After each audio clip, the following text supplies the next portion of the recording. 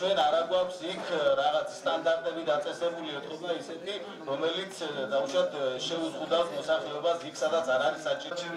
და მაშინ ლოგიკა არ არის. არა, შეიძლება გარკვეული ლოგიკა იყოს. როგორ არის, მაგრამ ორთქლებებიდან დღემდე რაც მიგვიღია სიჩქარის შემკულა პროცესზე არც ერთი გადაწყვეტილი ბატონო სად არის ის ადგილები, სადაც გაქრა ფული, სადაც არის ის ადგილები, სადაც წლების მანძილზე შეიძლებოდა საქმის გაკეთება, მაგრამ არ კეთდებოდა და ეხლა თქვენ თუ შეამჩნიათ, თქვენ ყველა ზუგდიდელები ხართ, ხო? ქუჩა არ არის, სადაც ტრაქტორი არ დგას, სადაც ტალახში არ მოგიცევს სასვლა, იმიტომ რომ ყველაფერი არის გამოთხრილი. ესე იგი ჩვენ ვამუშავებთ რა ამ ქალაქს. ძალიან კარგი, ეს უკვე ჩვენი დამსახურება, ძალიან მიხარია თუ რამე კეთდება, მაგრამ თქვენ თუ ფიქრობთ, რომ 19 მაისის მერე ისინი გააგრძელებენ, გაიხსენე, ხო, წინაარჩევნები, რა იყო დაპირებები და რა შესრულდა.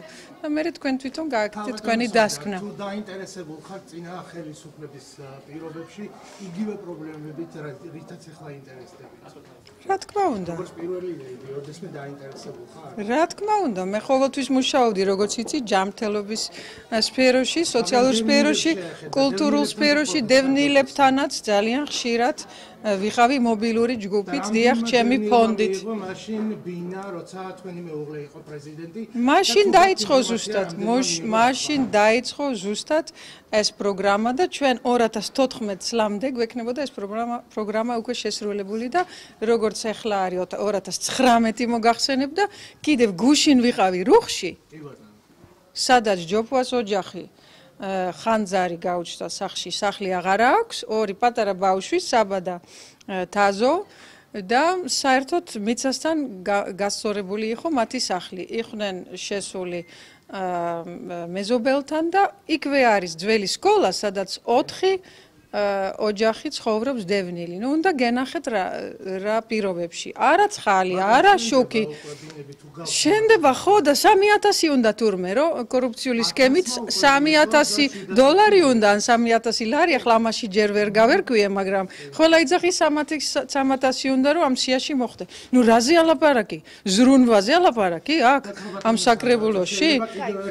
ძალიან სირცხვილია უბრალოდ. ძალიან სირცხვილია. ან ბანდიტური დაჯგუფება ჩამოაყალიბეს ვერ გამსახურდიან. იცით რა ეს არის ჩემი ავტობიოგრაფიული ციგნი. ეს არ არის საქართველოს უახლოესი ისტორიის სამეცნიერო ნაშრომი, ხო? რაც მე მაშინ დიდი ხნის წინ, რაც მე მაშინ ვიცოდი და რაც მაშინ არ იყო ასე გააზრებული როგორც დღეს, რა პერიოდი იყო 91-92, თქვენ კარგად იცით და მაშინ ნუ ასეთი სიტუაცია ავხცერე რომ ძალიან რთული პერიოდი იყო და მე ამისი ფონის შექმნა მინდოდა ზუსტად რომ 91-92 წლის იყო განუკითხაობა, იყო კრიმინალურობა, იყო ძარცვა და ყველა მხრიდან იყო ძალიან რთული სიტუაცია და მე ნამდვილად ბატონ ზვიად გამსახურდიას ნამდვილად ამ ტექსტში არ დავანაშაულებ ამაში. მაგრამ კიდევ ერთხელ მოგახსენებ, ეს არის ჩემი ავტობიოგრაფიული ციგნი, რაც მე მაშინ მქონდა დიდი ხნის წინ, მანამ სანამ თქვენ საერთოდ მიცნობდით, რაც არ მოდგენა მქონდა საქართველოზე, იმ 90-იან წლებზე ეს ავხცერე ძალიან პატარ 2 აბზაცში და ახლა ამაზე მე მგონი ამის მერე გასაგებია, ვინ არის პატრიოტი და ვინ არის ეროვნული ღირებულებების დამცველი. აი, აუცილებლად დავწერ მეორე ციგნს და იქ დავწერ ზუსტად რას ვფიქრობ დღეს, კი ბატონო. მადლობა. დიდი მადლობა. არა, ნამდვილად. სხვანაირად დავწერდი, უფრო დეტალურად და უფრო გააზრებულად, როგორც ახლა თვითონ თელ საზოგადოებაში უფრო გააზრებულად არის ის პერიოდი გაანალიზებული. მადლობა. მადლობა.